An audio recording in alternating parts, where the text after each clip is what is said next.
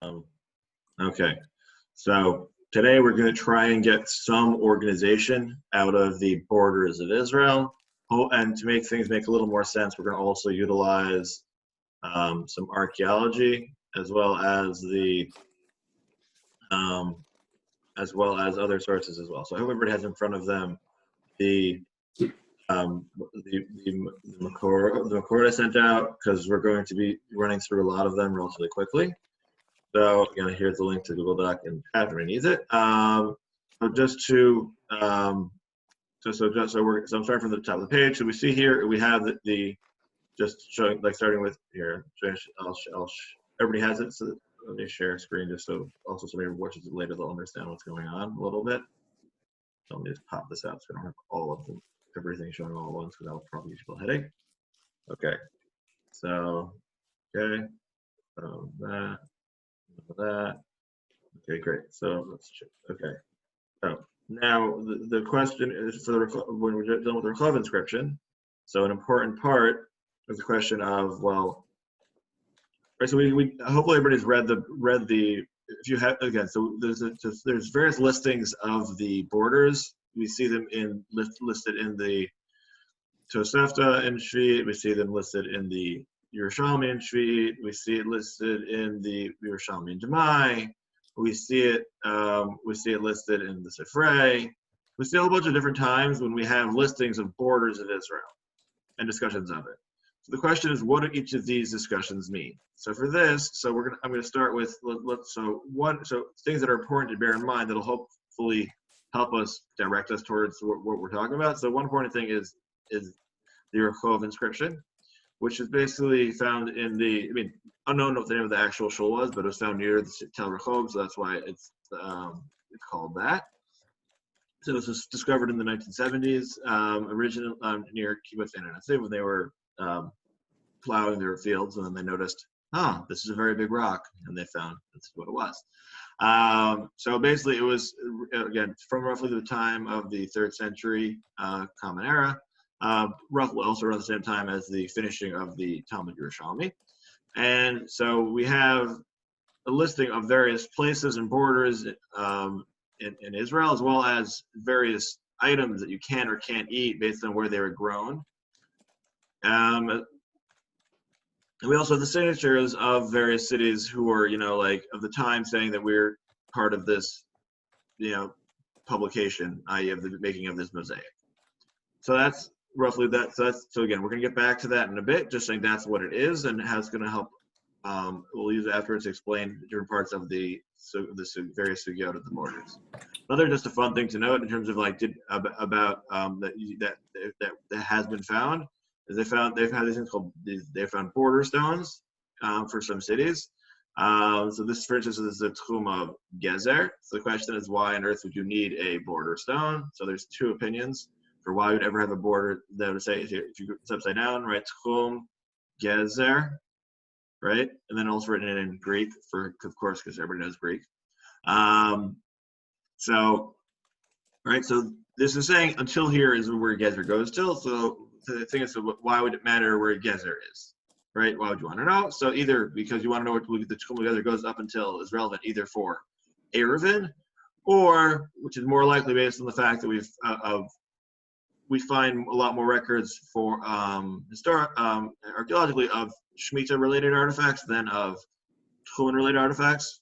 So more likely though is that this was a demarcation of where the Tchum of Gezer ended. So you would know because it was located near cities that you would, because different cities have different statuses in regards to Shemitah, as we will see. Okay, so so one of the main arguments so we start talking about is with the northern. We're going to start with the north, and then we're going to go around, and then we'll zoom out, and we'll see how much we can get through. So one thing is Esuhi Eretz Yisrael, right? Minahar Jeroma Shachziv Halal Samuch Lamon Moab Eretz Yisrael Sherasotem Onachal Venevad Olonachal Lonevad. Right. So the question is, which ones are which? Okay. So then there's also right? So then we have ones that are for different things, or different items that are usher in different places, and also have different places. Here, I'm not going to go through the whole list. I'll go through it on the map, which will hopefully make a little bit more sense, right? And we also have the fact that there's also an area that Rebbe was matir. Here it says for Tzamach. Elsewhere, so in the Parashat of Demai is where it's there's a fuller list. Let me just skip over to that for Tzamach. So here's where Rebbe has he hit a whole bunch of different places. So the question, so he's matir Beit Shan, he's matir Kesarin, he's matir Beit Guvrin, he's matir Kfar Tzamach, right? So there's 4 places where Rebbe is matir, right? So there's a lot, and also questions that you'll see here, like there's lists of, again, let's go back up to the one we had before, of the Tchum, right? Going from Ashekelon, right? So this is basically going, so starting from Ashekelon, which is the southwestern border, as far as we'll call it for now, seemingly where Ashekelon is pretty clearly, right? Then you go up the coast, going around, and then we don't quite get all the way down. So we get like, and then we wrap back around. So again, so as far as all these cities where they are, I'm not reading them all now because there's a lot of them and it's confusing. So we're gonna wait till we get to the map. But so currently, so actually, let's just jump into the maps, and then we will hopefully come back this way just to give everybody some degree of context of the whole thing. So here we go, scrolling down, scrolling down, scrolling down. Okay, so here is a very large zoomed out area, right? This is an opinion. None of, like, almost every region here is subject to the halachic debate. So we're just going to, so just to note, there's 2 different regions. There's Ole, right? There's Ole Mitzrayim versus Ole Bavel. So Ole Mitzrayim was a supremely large, right? Including the area that was conquered by David Malchum was extremely large. It goes, so see all the entirety of the dotted line that you're seeing here. So all of that was actually conquered by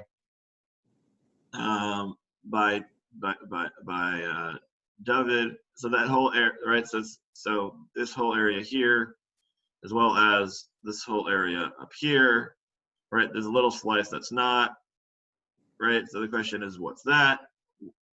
So again, so just so we have a general overview for what things are looking, right? So we have Ashekelon here. The list of names kind of goes up here like this, right? Goes back around. It gets to Ammon and Moab over here, and again we have, and then we get to Nachal Mitzrayim over there. So that's basically the way that in general you'll see listings of names going like that. Okay, then there also is, which this is more zoomed in, right, of the northern area. Again, just to give you a little, again, we're not going through the names quite yet, just to give a general overview for what the area looks like. So we're seeing, the coast, Caesarea, we're seeing Haifa, we're seeing Akko, we're seeing Kziv, right? We're seeing the Kinneret, right? There's a lot of different things going on here, right? So then this question, and then again, there's the area that's like Ole Bavel, again, all right? So this is just Ole Bavel, right? Again, we'll revisit these maps after we've actually looked through the things inside. I'm just giving a very large overview. That way, I'll hopefully, when we go back to it and examine it in detail, it'll make more sense. And then here is, again, not relevant for now, but this is, again, to give like the various regions that are referred to. There's Yehuda, Galil, Upper Yarden. Again, not relevant. And then there's, the area of the Kutim. Again, they're all mentioned. How many we'll actually get to, will depend on the time. So to start, so let's focus in on the part where it says the area of what really was matir. So I'd like to focus in on the area of Beit Shan, because that's the main thing that the Rehob inscription focuses on. Okay, so this is a map of the Beit Shan area. I'll show several versions of it because it's a question of where all the cities are. So we just get familiar with the region. So it's like it's a little thing, kind of like a heart shape, right? So if you know where Jenin is, great. Nor Shomron and Shemar, great. I'll scroll till we get one that's that again. So these are various demarcations for how you'd align the border, right? Jordan River there on the right. Let's see if we get to a zoomed out photo of the whole. Here we go. Here's a zoomed out photo. Right, so see Beit Shan, this little blip right here in the middle where my, where I'm circling around. So that's Beit Shan. The question is the area around it and how much of it is exposed or not exposed. How much are we allowed to use? Okay. So here we go. So now let's get, again, forgive the large amounts of scrolling, just to figure this would be a little bit easier than telling everybody to slip pages themselves, because I know where I'm looking, and this way we won't have to have everybody saying they're behind and what they're looking for. So now let's read the inscription, and we'll see about how it's and how very and we'll see how a lot of the things look are very similar to what we've had elsewhere. Okay, so interestingly, it starts off by saying shalom, right? Saying hi to everybody. So it's really nice. So I'm going to read through the inscription, and then afterwards we'll go back and we'll revisit the other ones, and we'll see and then we'll be able to hopefully be able to compare them. Okay.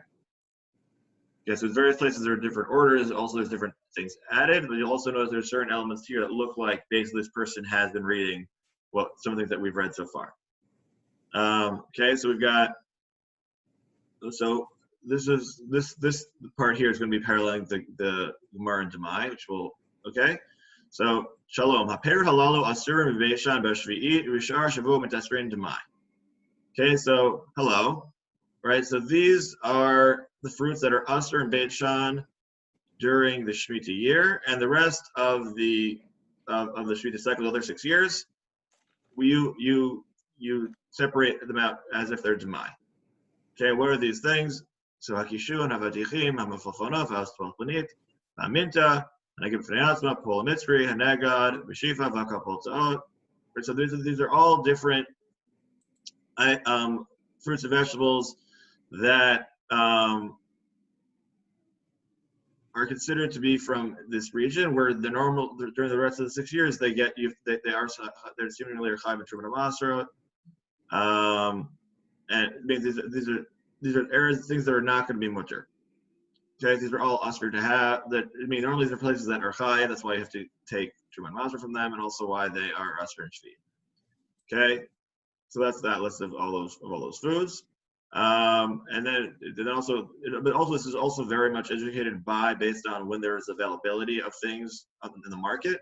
So minat seret b'al Chanukah, right? That means a couple tuleot. So the couple tuleot are from Atzeret, meaning not from Shmini Atzeret, but from Shavuos until Chanukah. Okay, so it's a very long time. So in that time period, this is where they've gotten from, and that's why they would be asur. Right, Vazironin, Vaketza, Vashamshmin, Vachardal, Vaoretz, Vachman, Vathurmasin, Avation, Vafonin, Vagamlonin, Nimkarim, and Mida. Right, so these are all things that are able to be sold. Vashum, Bethlanim, Bnei Medina, Hanimkarim, and Mida, Vamolsin, Vatzmarim, Apasiot, Vayain, Vashemen, Bashviit, Shviit. So all these things and when they're sold during Shviit, they're considered to be Shviit. And Shnei Shavuot, the rest of the years are considered to be Demai. Okay? Vapat Chalal Olam. And bread, the challah separated from it, is always considered to be challah. Okay? So this whole thing, these are all things that when you get them, they are considered to be part of the all these items were grown in areas that are chayv and trumot and masra. And then also areas that are chayv and shvi'it, and that's an important thing to recognize for whether or not you're allowed to use certain things. Right, so those are things these are all items that are usher wherever you're buying them from. Right? Okay. So now we get to the case of ilo makomot mutarin, shivot beit shan. So now we're talking about the area. So that's one area. All these things you're buying from those places, they've got issues. You can't have them during shvi'it or during the year. They're definitely chayv. But these are the places that are allowed around Beit Shan. So Elu Hamakomot Shemutarin Savivot Beit Shan.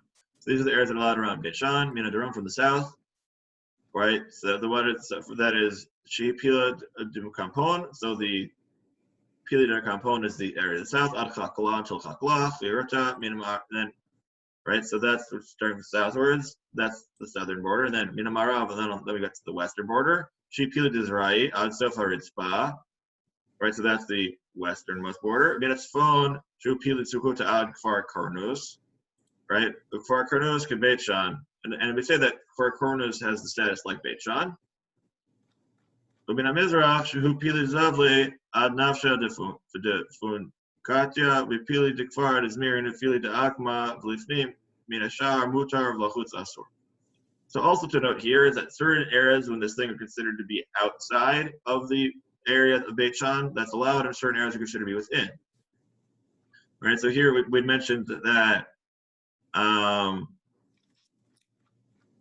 with that Kfar Karnus is like Beit Shan, i.e., it's allowed, but outside of it would not be. And then we also and also we have by Pila Dagma Lefnim and Ashar Mutar. So inside of that is Mutar, but outside is Asur.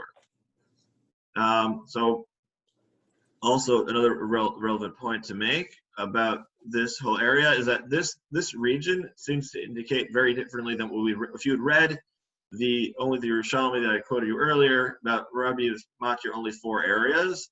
So the question is, what does that mean?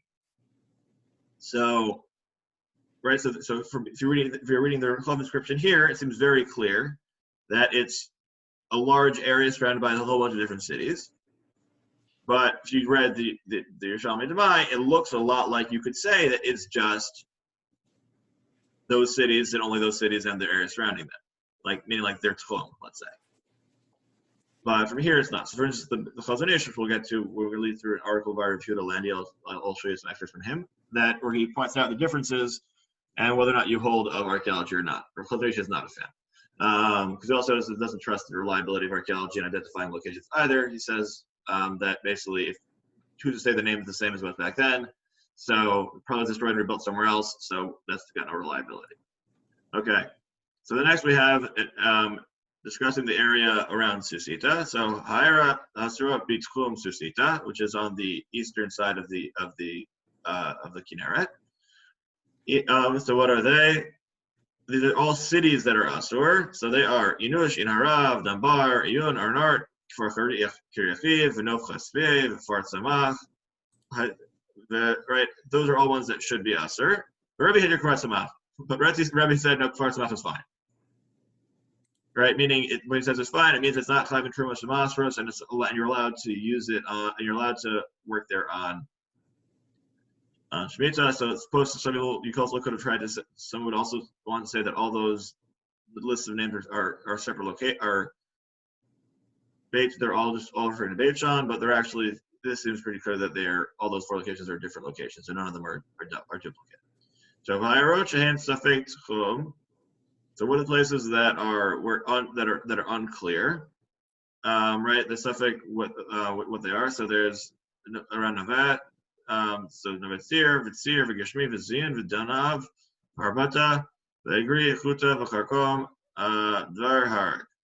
Okay, so these are the ones that are considered to be Suffix, whether or not they are or not in a Mutar or an Asur area. That's that list. Okay, then Hayarot Asirot B'Tchum Tzor. Then some that are cities that are definitely forbidden in Tzor. Those are L'Rshetzet, Ubetzet, B'Pimu Tzba, V'Chanuta, Aliyah, Arieta, V'Biura, V'Shemai, V'Amun, V'Zea, Ki Kastala, V'Kol Shekanu Yisrael, Makol Yisrael Nasar. So these are all areas that are Asur, meaning they're areas that are considered Kedusha, and also he says that if any Jew were to bought stuff from there, it's Nasar, so they don't hold of Yivul Nachri for areas that were if it's grown by a non-Jew in Eretz Yisrael, they say they have the interesting shita that it's still kadosh, and you still have to take return and matzah from it. So if you actually fully posture like this, Yivul Nachri would be the worst thing. Buying from a non-Jew growing things in Israel might be the worst possible thing that you could do. So yeah, we'll leave that aside for the halacha discussion, not for this one right here. So the Tchumei Eretz Yisrael, Malchum Shech Ziku Ole Bavel. Again, wherever you see brackets, that means that's the part that was missing. So, but again, so where the borders of Israel, so we have the place that Ole Bavel took, right? So that's the area when everybody came back from. Right, not the first place that was conquered by Yoshua and something by Rishon. Right, there's also that was when Ezra and Nehemiah came back from Bavel during Beit Sheni. So these are the places that they had, and this is the borders of the area that would be Chayav nowadays Zoraita because of Kitcha, because they're right. So now let's get into what these things are. So what are they? Ashkelon, Chomat Migdal, Shrosh Andor, Chomat Akko, Rosh Megieto, Megieto Atzma, Ukvert, Beit Zeneta, Vikastra de Galil, Vikovea de Ata, and Mematzia de Arkata, Umalta de Chorim, Vischarta de Yater, Vinachla de Bezalel, Ubeit Ait, Ubirshta, Ulai Rabta Venikota de Ayin, Dion, Umasa Savanta, Vakaka, Devar, Sangora, Chanagla, Ila de Kesar, and Bits of so Ditzvil, Knasarekem, Batarkon, Zimra, Matcham, Losra, Ivkat, Koshpon, Benachla Zared, Igar Saduta. Okay, so again, so these, now we managed to go all the way around. Now these are. Right now we're by the place of Botzra again, which we'll also see we'll see mentioned later. Then there's the Yabok, which is the river, right? Then there's Cheshbon, there's Nachal Zared, there's Yigar Saduta of Lavan and Yaakov treaty fame, Nimrin, Melach, Raziza, Rechem, mentioned right. There's also mentioned the guy, the Ganya de Ashkelon. And there's a big area that goes towards the desert. So yeah, it's so right. So now we're so right. So that's like they went through the whole border of the area that's Deoraita, because that is a lot because yeah, very important for terms of Shemitah and the rest of yours as well. So then we get to Haperot, Halalu, Asurin, Bifnim, Ubishvi'i, Ubishar, Shavua, Hamit, Asrin, Demai. So basically, as you can see here, there's a lot of. Oh, actually, I think that might have been Mehmet when I copied it over. But basically, so there's a lot of areas that are. There's also some interesting typos, but we'll what? What's Bifnim? It means inside of the of that area. Does that make sense? It's the same as Beit Shan, essentially, right? Yeah. It's interesting that Beit Shan, it has that Beit Shan is like full-fledged Eretz Yisrael, it sounds like, but Rebbe was Matrix Fart Sema. Oh, is it Beit Shan? He's hit here. He doesn't say, right? It doesn't say that it doesn't say the word that Rebbe Hitter Beit Shan. It doesn't say that. Actually, but doesn't it say at the beginning that Beit Shan is Aser? 1 second. Yeah, it does. That's the first line. Yeah, I did. Which line does it say that? Shalom Apero, Salalo Aser Beit Shan. Right. So all these things aren't grown there. Whatever. The question is, how do you relate that whole first paragraph?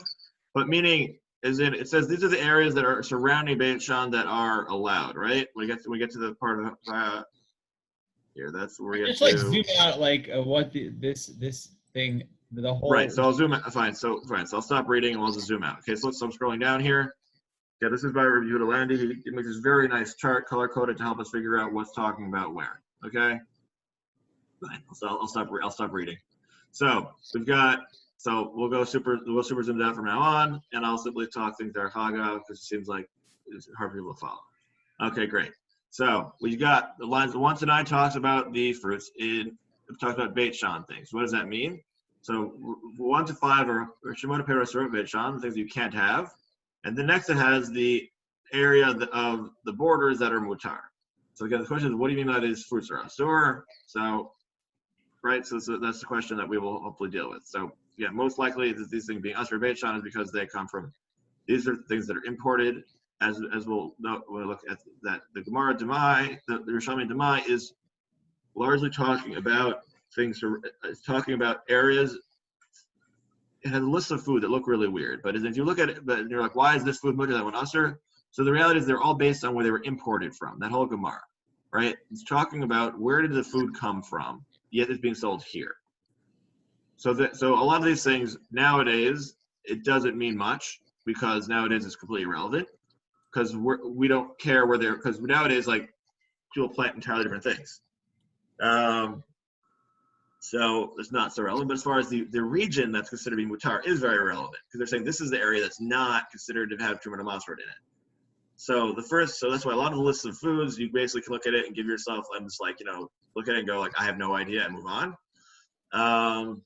Yeah, okay. So that was the first lines 1 through 9. Then we have and then we have lines 9 to 10 are the areas in the region of Shemitah. Then in the area, and lines 10 and 11 again. These lines, when it was written, it wasn't written in an organized fashion. It was written like a list, kind of like the Yerushalmi is. No demarcations of where we're starting, where we're going. So it's a little confusing. So that's why I see lines, no markers saying both things, is because they didn't differentiate with lines. Loosely they use spaces. If you'd been trying to read something from Bayit Rishon, they neither use spaces nor lines, and that's a lot of fun trying to read when you read writings from Bayit Rishon. Anyways, right, loosely inscriptions. They didn't like inscriptions and coins and bulla and anything from them. It's like they just write going straight, and they seem to be figured it out. So. Then we have the cities that are usher in the area of Shemitah because that's considered to be an area that's part of Israel. Then we've got the area that's a Suffix in the city of Navet. Then we have the area of things that are usher in the area of Tzor, right? Because Tzor is the northern border. Then we have the area of the general of Ole Babel. That's 13 to 18. Then we have the forbidden fruits in the city of Panyas. Then we have the question about Caesarea, meaning Caesarea, and what its status is. That basically that you have to give the fruits, you have to be mutaster them, as if they're demai. But during Shvi'at it's mutar. Again, we get to why. Again, as to why is another story, right? And then we have the question of where exactly that is. Where the area you're allowed to have a Caesarea, like where is the area of Caesarea that's not part of Israel? And then we have the last 4 lines of the areas of land around the city of Sebasti. So, right. So as you see from based on the colors here, so if it's in blue, that means it's paralleled in Demai, the Gemara Demai, or the Gemara in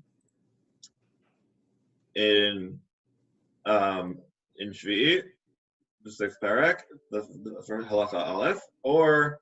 And the red is parallel, the bright to Tzlomin, which comes at multiple places. Right, and then here at the bottom here, this is also, again, this stuff all parallels. The stuff, again, in blue is paralleling the things from Demai. Where Demai. So again, so if you want to, again, so that's that. So now I'd like to go through with you, review the land. He brings down his art again. So a lot of the stuff is, so he did a lot of the research. If you want to watch a video of him doing it too. I'm gonna share. I'm gonna switch the share to another item of his article on the matter, because he basically does a very good job of talking about lots of differences. Okay, so I can also go around after and do the maps as well, but for now let's start with some of his things he points out. All right, so here's his chart. Right, again, I give you guys the color version. Okay, again, so most of it is paralleling Yerushalmi and Demai, or the Yosef to Shvi'at. That's almost everything except for the line that was in red. That's the bright of Tzlomin, and that's the Sifrei and Parashat Ekev, or right, also found other places as well. Again, but not the word Demai. And then the 8th part is simply their addition, and we're not sure where that's from because there's not much of a Chazal. But on an archaeological note, it's important to note that, well, it was added later than the rest of it was. Like they tested the mortar and it's older, so it's like, yep, it's not. So that's just important to note. So it's the weirdness of the last bit does not necessarily affect the rest of it. Okay. Right, so it's important. Why is it important? Because here has extremely parallel, so it's also can help us understand a lot of things about the Yerushalmi. Also, there's some parts of it that aren't necessarily clear in the Yerushalmi that it rests directly, right? So one important thing is the area of Beit Shan. right? So that it's different, right? So here, so we had the Gemara Demai there. So for instance, where it says how far it goes north, right? So in Yerushalmi it said Hadi Achin, right? Parashata, Versmata, Navshata, Tepunta, Kfar Karnaim, Karnaim, Beit Shan. Right. So the question is, so what does that do, and what does that mean that? Right. So and what that would mean it's like Beit Shan is that means that we have more cities than the 4 listed. What's going on with there?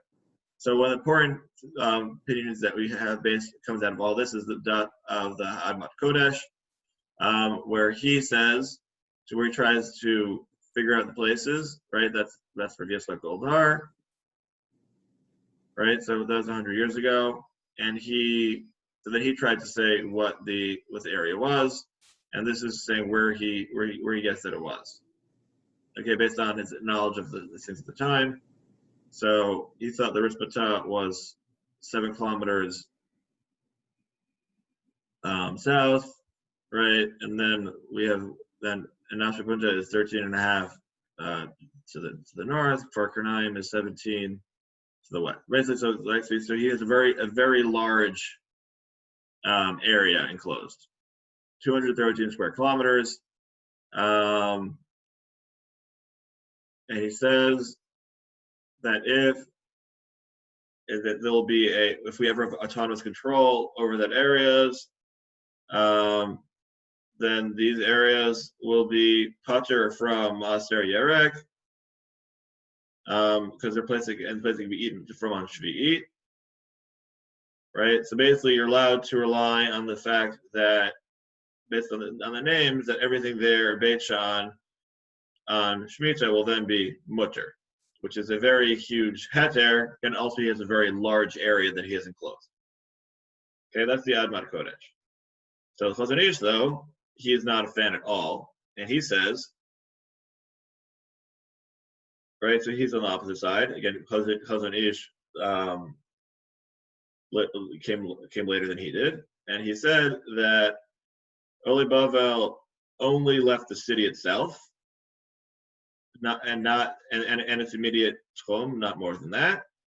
And also, he says that nothing else, and of course not the almost 12 kilometers surrounding the city as or more as Makodesh did, where he gets his 213 square miles around.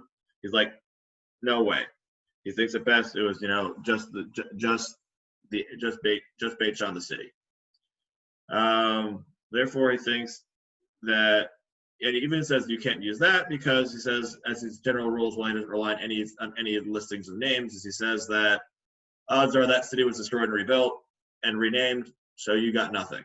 So he says you don't have Beit Shan or those other 4 cities that we mentioned for Thomas. He says all those are irrelevant. If we had known for sure where it was, which we don't, because we had any settlement there, therefore it doesn't matter anymore. Therefore, the whole thing's out the window. So then we have the Mishnah at Yosef, right? Who's going to start relying on the Beit Shan, on the inscription found in the Rehob inscription, right? So he says that actually it's pretty that we can see things, because here's what we see is here. So you had the Yerushalmi, right, with this unclear depiction, and then we have the inscription over here, which is very much clearer. Okay, so these are the areas that are allowed. Who is the Mishnah Yosef?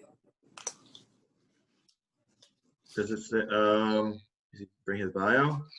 He does not bring his bio. 1 second. But he brought his bio there. One moment. Yeah. No, it's fine. It's fine. Yeah. No, I'm just Googling it.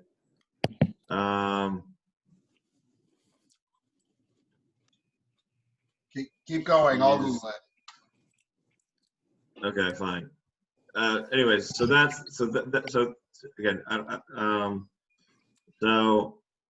so he's saying that, so he relies upon it, and he says, so all these things says Parashat, we don't know what that is, right? So right? So here, instead, we then start getting an idea from these four ambiguous names that are confusing. Instead, we get all these really nice, clear depictions of the region, right? So now we have Pila de Campon, which is a which is the entryway to the field. And then we have Chasal Firta, which translates to Sad Lavan, right? So again, these could be locations, they could be other items. That's again subject to debate. But what we do wind up with is you see how clearly lined up northeast, southwest, or technically southwest, north, and east, right? So we have actually a full surrounding. Also notice a lot of the names look very similar, right? We've got Navsha and Navsha to Puntia, and we got Puntia instead of Patonia. While we don't have, right, we have Kfar Karnaim, we have Kfar Karnus, right? Beit Shah, like see how basically it looks like a lot here. We got Ritzpata and Ritzpah, we've got Parshata, which doesn't really fit here, but we do have, Pele Kapon and Chavarta, which you could get the Pei and the Urta together to get the Parshata. So isn't like, again, the question is which one is the mistaken spelling? So if you're okay with saying that basically the Yerushalmi it was basically made mistakes because basically people copy over names, didn't know what it was, so they could have missed a letter here, missed a letter there. So right, so then it sees all these parallels. So that means that we can actually so he taught a couple of things, right? That oh my God, Lama Kodesh was right, that the Tchum is much, but like that not what he's not quite what the Kodesh says. He's like you could identify these locations, but he says differently that it's much smaller, right? Because that would mean that the east doesn't even reach the Yarden. And the Chazon was right that you shouldn't make a super large mutter area around Beit Shan. It should be small, right? So it's not quite so it's more, he's advocating a middle opinion, not quite just the city, but also not quite, the whole, not quite, some really large region. Yeah, let's go back to the chart, the other maps we had before. Here, that was here. Let me share that. Okay. So we had here, right? So we had, showing everybody the map over here. Here. So you see how there's Beit Shan down here? Right. So this is just in terms of the larger Israel, so we can remember where it is. Right here, it's pretty close to the, to the Yarden. So if you want to go 12 kilometers, right? So according to this legend over here, right? You wanted to go 12 kilometers from Beit Shan. You go like to that side. You're way over the Yarden here, right? You also have things over basically you'd get following the border that we have of the Makodesh. You basically go like the region around here. Moving my cursor, this huge area. So that's not really tenable. So now just to look at once we're following the identifications in which is there. So here is by, here, which is one that has here. So it's a better one here. So these are all Yosef Frye's various maps. So let's see which one is here. This one's a little bit clearer. This one here. No, that's not the best one. Fine. We'll look at them. I'll show them all, and then wait. So here's a list of all of everything around. Very unclear. A lot of cities. Which one's which? Right. There's little numbers on it, but it doesn't give you a good feel for the exact area of the size of the area. So for that one, okay. But here's one which is delineating the. You see how this is delineating the. Here. So here we see. See that wherever there's a number, that's one of the ones that are listed. So let's see, where does it start? So we start over here. Ikonon, Seir, Azilionin, here. So see how we go around following the various locations listed. How we get to areas like it circles around like this. Okay, everybody sees that? How the region kind of looks like that, and then the Sebastia, which is the area that we said is we have no knowledge of, besides from the code inscription that's down here. So again, so if you want to see in terms of the way that it would have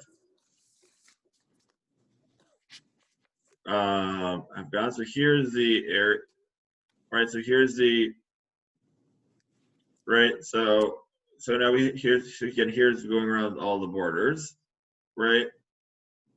So here is this is showing the border of around how you would have gone, right? Seeing the yard in there, right? And you see according to the legend here, how big the area is, right? It's not very big, right? Would we agree on that? Not very big, right? So again, it's much larger than Shimon saying the Tchum, right? Because Tchum would have gotten you to like over to here. So here you see how basically it goes larger, but not quite super large. Okay. So now let's go back to the article. Just wanted somebody so we could see the pictures that's going on. Okay, now the question is about there around Caesarea. Right. So the question, how do you do about Caesarea? So right, so we're talking about how sometimes it's heter, sometimes it's asur, right? So for more list of which is where, again, let's see the Yerushalmi about that. So, right, so again, so we had before, so again, which areas are considered to be definitively part of Caesarea? So we got these couple of areas listed here. And the Rehob, it says, it gives locations: Svarna, Pandaka, Tivta, and Dor, and Kfar Saba. Right, so some of those are the same, some of those are different. So he says we don't know what they are, therefore it means that, but it seems like they're somewhere close based on the previous one that we've been talking about. So just like Beit Shan, so therefore it's not definitely not Kfar Saba today, because that'll be really big. And there's no way that it'll be 30 kilometers away and I'll be around. Right? So it's all based on the fact that he compares the Caesarea area to Beit Shan, and that the area is smaller, and that's how he gets to it. So then another sort of Yudalandi's personal thing, he says something else. Okay, this is pretty much here. So so I'm just going to translate. If you want to read the Hebrew, follow along. I'm just going to translate as we go along. So it's obvious that the point here is they're talking about locations. So the Tchum, let's talk about the gate of the city, and it's the area that's allowed from that area to another one. And it's talking about specific places until from here to there, from the Ritzpah, the Lavan, and Karnas, and the Nefesh. So they're all very specific. There's no question there that they're close to the city, and that they would have been known. Everybody who lived there would have known exactly what they're talking about. Okay. So that's not the same that happens like Caesarea, because Caesarea, it's not the places. They're not saying the edge of this field, the corner of that field. Rather, it says two cities, Dor and Kfar Saba, that we know exactly where they were, and with very good certainty archaeologically, right? So rather, what is it saying about the page about Tchum Caesar? That it's talking about a very large area, not a small one, but a huge one. These are central areas and not simply points of saying where the technical border is of a certain region, right? So then we have him talking more about how Kfar Saba, how it's much larger. Okay, so again, and based on the city of Antipras, as pointed out by Josephus. And how it's really quite far away. We're again talking about it. Okay, so therefore his suggestion is that basically it's parallel to the size of the of basically the region of Shomron. So we're going to just speed up a little bit. Sorry about that. Okay, so. Right, so now let's look again at the story of being Machir, the heirs of Beit Shan. So when somebody went in and then they The story is centered around Rebbe, about Rebbe seeing somebody eating, Rebbe Meir's eating food from his garden on Shvi'it, and then he'd mocking the whole area. So that's the gist of the whole story. Okay? Then there's also the question of why it was done in order so that people could rely upon it for Shvi'it. The question is, how do you interpret that? And so I'm not going to get into that because, again, I think that's where Retrieval is going to address that. So let's skip down to the next part. Does it have, there's here, no, let's get to the,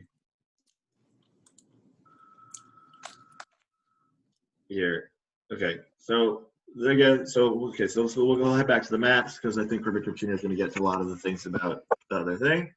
Again, so just to summarize things that he had said that were interesting, based that he could learn out from the inscription. One, you can learn about the size of the region, right? So one thing you learn. So again, he says other things interesting that you could find. There's Parashat Shvi'it according to Malchum, based on the whole inscription, that non-Jews can't undo Jewish of Eretz Israel, so have to refer out the window, unless it's in the area that's only done from Mitzrayim. So that was the summary of that part of his of what he was saying. But we're going. So let's switch back to the maps though. Okay. Because I think that's people really came here for the maps, and how that's related. So here we have, this is by Byzo Frye, where he goes through the types of the maps here. Okay, so the Gemara in several places talks about here. I probably should try and rotate this because it's probably giving everybody a headache, right? So let me just rotate it. So it'll be a little bit easier for people to see. Can everybody see it now? I know it's zoomed in and looks a little weird, but I'm gonna have to play around. Okay. So let's put it to crop mode, that we'll be able to see the whole thing. Good. Perfect. Okay. So here we go. So the Gemara talks about how the area, when you go from Akko to Ziv, how on the right is considered to be Eretz Israel, on the left is not. Okay, so the question is, what does that mean? So basically, the problem with the question is, well, how do you interpret that? In other words, or maybe talking about lav, right? So the question is, so if we're saying that to the right, as it seems to be stating in the Yerushalmi, then we've got a big problem, because that would mean the right and the left. One is Kodesh, one isn't. So if you want to say that the place we're referring to is actually from Akko to Chziv. The problem is that if you draw a straight line from Akko to Chziv, right, how much space do we have left? Like, there's maybe like a little bit on the side. Maybe you cut off Nahariya in the process, maybe not. You don't really have any area that we're talking about, your right and your left. It makes no sense. Correct? So, but if you follow the northern border listed in the Rehob inscription, so then we get to a very different border for the northern one.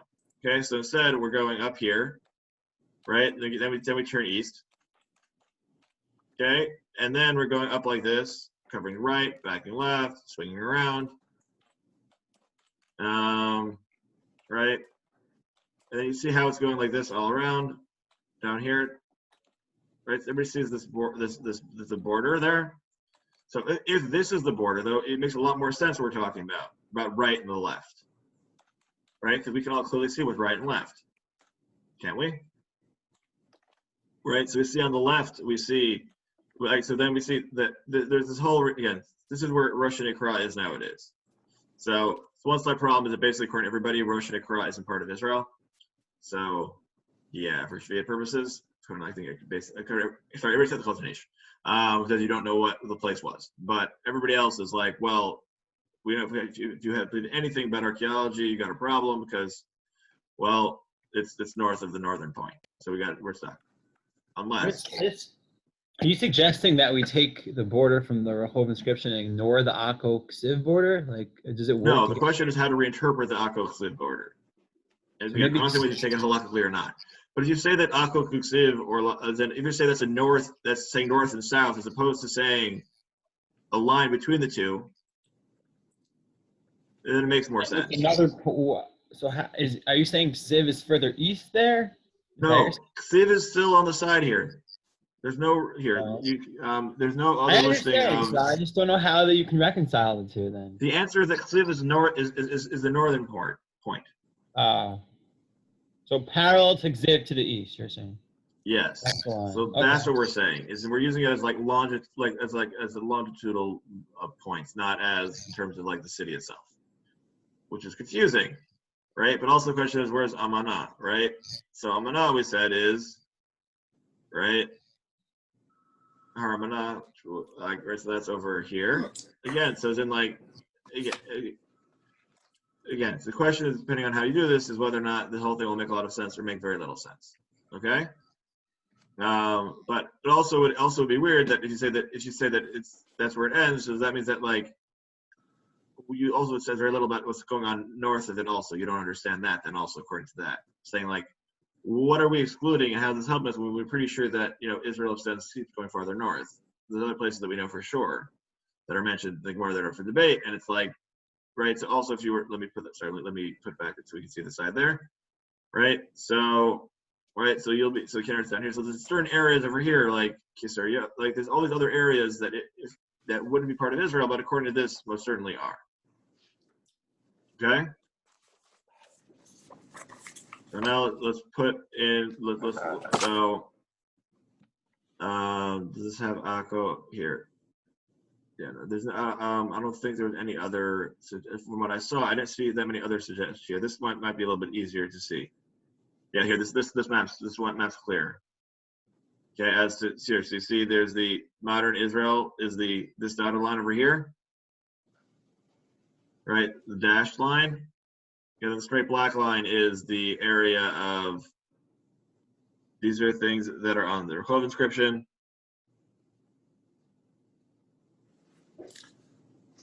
Okay.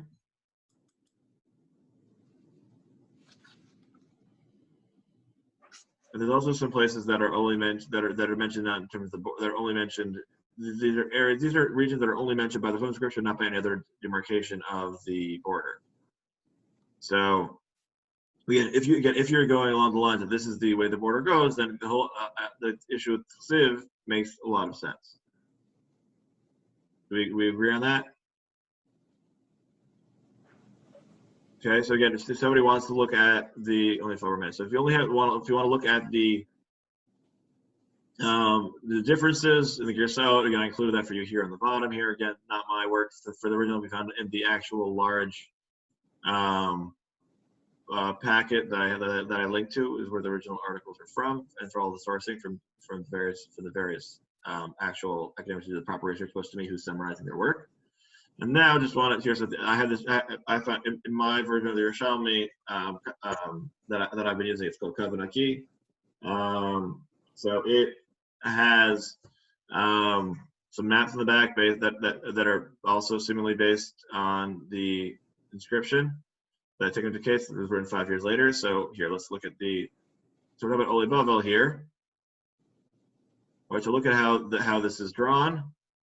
Let's go straight to the one that focuses on the northern part here. Here we go. Again, just focusing on the northern border part. Okay, so we have here. So see, there's various regions. So the ones with the dotted line is Ole Mitzrayim, right? Bichziv ad Nahar vad Amana. So the question is, what are those locations there? Okay, so. Right, so this is northward of not from Akko to live in north, right? So, right. So the question is, so when you're going up, how are you doing that? So I think it was the one that mentioned here. This is the super zoomed out version. Here we go. So we have Siv, where the again, if you can't. Yeah, let me just zoom in more because it might be a little hard to see. Yeah, 200. There we go. Better now?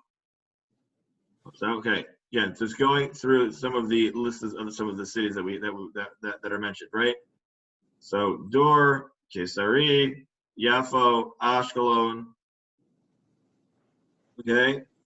Then we get up to Akko and Ksiv, which are really close together, right? So either you can draw a straight line, or you can do what we did with the inscription, right? So then when you go up to Haramanaz, the question is how are you going up, right? So again, there's different opinions as to where is Har. So either it could be by, right? So then there's, so here are the various opinions of where the northernmost border of Israel could be, of where Har is. You see that we get to very, very far north, depending on who it is, right? So see how there's this huge discrepancy in the northern border. But to see the full opinions aside, again, I can you look forward, but now I'm just showing you some of the opinions while we're doing maps. Okay. So again, is Har is it only over to here, which is much smaller, or you say it goes really, really far up? But either way, it basically comes back down this way. Right, the area in here would not be included either way. Go Amana. Right, so from there until the river, right, and then this is the area that's not included, and then it comes back around over here as it goes up towards Aram. So it goes up to the Euphrates. In terms of this was the again not only Babel but only Mitzrayim border. Yeah, much larger. But also these are all areas that would then could be Chai B'Drabbanan. Okay, so now when we are, so again, I know there's a lot of maps, and so let's just zoom out again just so we can see all of the regions at once, and just so I can sum up a little bit. So basically, so the question is for a lot of these things, the exact borders is again Israel, like, so again the Israel direct we're looking at is this bottom region over here. Question being, what do we do with the regions on the coast? Right, and as well as, you know, where does the border dip? Depending on how the border dips is whether you have very large nafkaminas in terms of which are considered to be part of Israel direct or not. Because if you say only from Akko to Ksiv and the rest is all Israel, so that means that all that place could be Chai D'Oraita. If not, we'll have to that would be very different. We spoke about the question of the differences in how you interpret the area surrounding of Beit Shan, and how you have, you know, even within the Achronim, we have the very small area of just the city according to the Chazon Ish, and we had the Admar Kodesh, who said it was a very large region of 200 square kilometers. Then we saw that the Rehob version actually tends to machria it to somewhere to far much closer to that of the Chazon Ish. And we also saw that the Rehob version also parallels a lot of the lists and also corrects some of the names, which gives us some more data points to chart out our nice little borders.